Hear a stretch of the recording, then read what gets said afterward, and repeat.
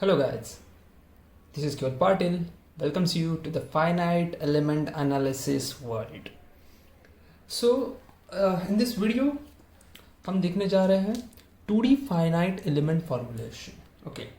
So before going to delve in 2D analysis और 2D element analysis, हम पहले देखते हैं सिंपल FEA प्रोसीजर. जैसे आप कोई भी फाइनाइट एलिमेंट एनालिसिस के सॉफ्टवेयर लेते हो, ओके, और यू कैन से कोई भी एनालिसिस सॉफ्टवेयर जैसे एनसीस है आपका, ओके, अबैकस है, एलएसडायना है, नेस्ट्रा एंड पैटर्न, ये जो कुछ फेमस है उनके मैंने 4-5 नाम ले लिए. तो ये इनका यूज़ आपको एफईए के लिए होता है, ओके. जैसे आप मॉडलिंग के सॉलिड वर्क्स है ना, आपके केटिया बेटिया जो है, फ्यूजन 360 जो भी है, ये वो आप मॉडलिंग के लिए यूज़ करते हो. वैसे ही यहाँ पर एनालिसिस के लिए यूज़ होता है. एनालिसिस मतलब क्या है, आपने फोर्सेस लगाया, आपने मॉडल बनाया, कुछ तो से मॉडल बनाया, चलो ये मॉडल है, इसके ऊपर आपने फोर्स लगाया. फोर्स लगाने के बाद इसमें कौन से स्ट्रेसेस पैदा हो रहे हैं, कितने स्ट्रेसेस पैदा हो रहे हैं, उसका कैलकुलेशन मतलब क्या, एनालिसिस करना होता है. मतलब फाइनाइट एनालिसिस करना है. उसका नाम फाइनाइट दिया है, उसको एक मतलब है, उसको एक मीनिंग है, उसका नाम ही फाइनाइट है. जैसे हम एफईए बोलते हैं, फाइनाइट एलिमेंट एनालिसिस.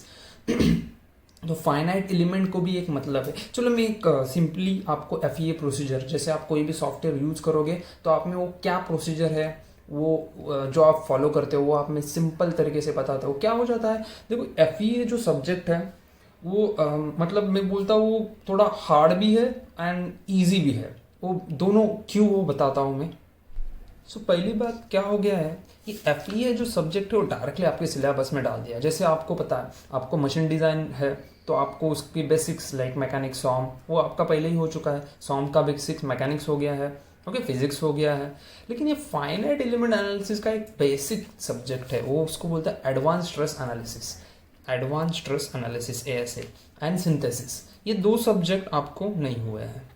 आपको पता है फाइनाइट एलिमेंट में आपने 1D फाइनाइट एलिमेंट फॉर्मुलेशन पढ़ा है, उसमें आपने देखा होगा हीट ट्रांसफर के समय, देन फ्लूइड नेटवर्क के समय, मतलब HT हो गया, FM हो गया, fluid networks and all, thermal हो गया, टेम्परेचर के सम आते हैं, स्ट्रेसेस भी आते हैं, मतलब हमारा सॉम भी हो गया उसमें इंक्लूड. तो बहुत सारे सब्जेक्ट का नॉलेज है उसमें. ये एक्स्ट्रा 2 सब्जेक्ट है. तो कुछ सब्जेक्ट आपके पहले हो चुके हैं, लेकिन ये 2 सब्जेक्ट आपको जो उसका बेसिक है वो नहीं हुआ है, इसलिए ये थोड़ा हार्ड है.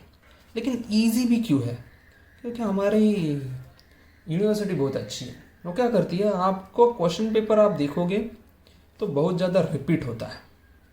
मतलब रिपीटेड क्वेश्चन बहुत ज़्यादा होते हैं और इजी क्वेश्चन रहते हैं. इतना ज़्यादा पैटर्न भी फिक्स है एफईए का, और वही रिपीट होता है, और उसके क्वेश्चन भी रिपीट होते हैं. तो even a student having no basic knowledge कुछ भी नहीं है, तभी भी 45 मार्क्स मिल जाते हैं. कैसे, तो पिछले 3-4 क्वेश्चन पेपर सॉल्व करके. बट अगर आप मई 2018 का पेपर देखोगे, ओके, तो वो पेपर देखो, ये रेगुलर पेपर था मई 2018 का, और बहुत ही डिफरेंट आया था. मतलब जो रेगुलर पैटर्न जो फॉलो होता है वो नहीं हुआ था, इसलिए बहुत बच्चों को केटी लगी थी. सो ये हो सकता है, बट यूजुअली पेपर इजी रहता है. तो ये इजी इसलिए है क्योंकि पेपर इजी आता है. विदाउट बेसिक नॉलेज भी बच्चे पास हो जाते हैं. उनको पता नहीं रहता एफईए प्रोसीजर क्या है, लेकिन वो ऐसे कुछ तो रट्टा करके और वही क्वेश्चन जो रिपीट होते हैं वही क्वेश्चन जाके लिख कर पास हो जाता है. ओके, सो दोनों भी है. आप बोल सकते हो स्कोरिंग है सब्जेक्ट, आप स्कोर अच्छे से कर सकते हो अगर आप अच्छे से समझ लोगे चीज़ें. नहीं तो आप सिर्फ रट्टा मार के जाओगे. 2-3 क्वेश्चन पे जो प्रॉब्लम भी इजी होते हैं, ज़्यादा ये नहीं होता. 1-2 टेबल याद रखने के आपको प्रॉब्लम आ जाते हैं. ओके, सो वैसे भी कर सकते हो आपको चाहिए तो, और नहीं तो आप बेसिक से पढ़ो और अच्छे मार्क्स मिला दो, वो भी चलेगा. Okay, so first thing is important है, थोड़ा सा मैं 2 मिनट लूँगा एफईए प्रोसीजर के लिए. ओके, उसके बाद हम 2D फाइनाइट एलिमेंट फॉर्मुलेशन देखते हैं.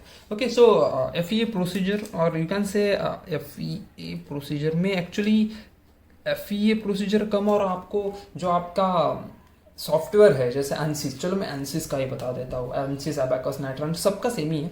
लेकिन चलो मैंने बोला आपको एक चेयर आपको डिज़ाइन करना है और एनालिसिस करना है, तो आप क्या करोगे, पहला उसका मॉडल बनाओगे. ओके, सो आपने क्या किया, मॉडल बनाया यूजिंग मॉडलिंग सॉफ्टवेयर. ओके, ये आप प्रोसीजर फॉलो करते हो. Okay, this is for software का प्रोसीजर बता रहा हूँ मैं, सॉफ्टवेयर का procedure, not FEA procedure. Okay, manual procedure नहीं बता रहा हूँ. ओके, तो आपने मॉडल बनाया, चलो एक चेयर लिया आपने, एक चेयर आपको ऐसे बनाना है, ठीक है, ये चेयर है, ओके, लग नहीं रहा है लेकिन है, चेयर ही है, ओके, ऐसे चेयर बनाना है आपको। तो आपने एक चेयर का मॉडल बना दिया, ठीक है। अब क्या करोगे आप उसको अबैकस या जो भी आपका सॉफ्टवेयर है, जैसे आपने एनालिसिस एपीडीएल पढ़ा होगा आपके कॉलेज में, वही पढ़ाते हैं, मुझे पता है, ईजी है इसलिए। तो एपीडीएल में डाल दिया आपने उसको, ओके, इंपोर्ट कर लिया, ओके। सो उसके बाद क्या करते हैं आप उसको, ये मटेरियल कौन सा देना है, तो मटेरियल प्रॉपर्टीज़ क्यों, और अगर पार्ट्स हो गए अलग अलग तो आप असेंबल करोगे, अगर एक ही पार्ट है तो आप क्या करोगे, जैसे चलो एक प्लेट का एनालिसिस है तो क्या आपको अलग अलग पार्ट बनाने की ज़रूरत नहीं है, सिंपली ये प्लेट आप क्या करोगे, इंपोर्ट करोगे। सो मटेरियल आपने सिलेक्ट कर दिया, जो भी मटेरियल है उसका वो सिलेक्ट कर दिया, ओके।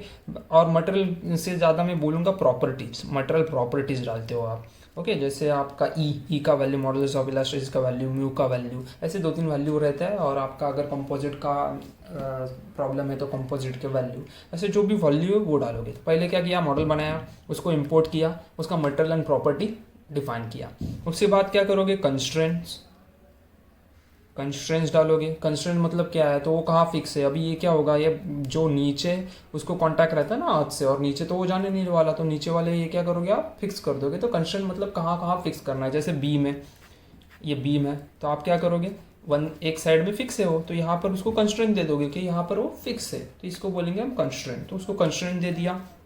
उसके बाद आप क्या करते हो, फोर्सेस, कि कौन से फोर्सेस अप्लाई हो रहा है। चलो मैंने इधर एक फोर्स दे दिया और चेयर पे ऐसे बीच में ले लिया, या यूडीएल डाल दिया, यहाँ पे यूडीएल डाल दिया। तो ये जो भी फोर्सेस है वो आप अप्लाई करोगे, तो ये फोर्सेस अप्लाई हो गया। So usually this procedure follow करते हैं। बट ये सब होने के बाद एक स्टेप आता है आपका, अभी आपको फोर्सेस एंड अप्लाई हो गया, आपको क्या करना है, उस पर स्ट्रेसेस कितना है वो निकालना है। But there is one step, we call it as discretisation. Okay, ये आपने सुना होगा, स्टार्टिंग में ही बता दिया होगा 1D फॉर्मुलेशन में, और आपके फर्स्ट मॉडल में ही बता दिया होगा। डिस्क्रिटाइजेशन मतलब क्या है, हम क्या करते हैं, ये जो देखो नाम देखो, finite element analysis, FEA, finite element. तो हम क्या करते हैं, हर एक कंपोनेंट को, जो चेयर ले लो, ये ले लो, बीम ले लो, प्लेट ले लो, कोई भी लो, उसको क्या करेंगे, ऐसे छोटे छोटे कंपोनेंट में उसको डिवाइड कर देंगे, छोटे छोटे कंपोनेंट और छोटे छोटे एलिमेंट में उसको डिवाइड करेंगे, ओके। तो यहाँ से आपका 1D एंड 2D बनता है, ओके। तो ये एलिमेंट क्या होते हैं, तो आपको वो एलिमेंट को कुछ तो शेप रहेगा, ओके। जो भी है आपका, जो भी कंपोनेंट है उसको आप एलिमेंट्स में कन्वर्ट कर रहे हो, मतलब उसको स्मॉल टुकड़े कर रहे हो, सिंपली आप उसको स्मॉल टुकड़े कर रहे हो। आप इस चेयर के करोगे, छोटे छोटे टुकड़े करोगे, ओके। लेकिन वो जो छोटे छोटे टुकड़े रहेंगे उसको कुछ तो डिफाइंड शेप रहेगा, सब टुकड़े एक ही शेप के रहेंगे, ओके। सो उसको अलग अलग एलिमेंट में कन्वर्ट करना है। तो 1D एलिमेंट रहता है, 2D एलिमेंट रहता है, ओके। जैसे 1D एलिमेंट क्या है आपका, आपने देखा होगा 1D एलिमेंट में linear element and quadratic element, linear and quadratic, okay. ऐसे ये देखोगे, एलिमेंट देखोगे, लीनियर एलिमेंट, क्वाड्रेटिक एलिमेंट, ऐसे अपने सिंपल एलिमेंट थे। जैसे आपका कोई बीम है तो बीम को क्या करते थे आप, ऐसे नंबर ऑफ एलिमेंट में छोटे छोटे, एक लाइन एलिमेंट, आप लाइन एलिमेंट बोल दो इसको, ओके।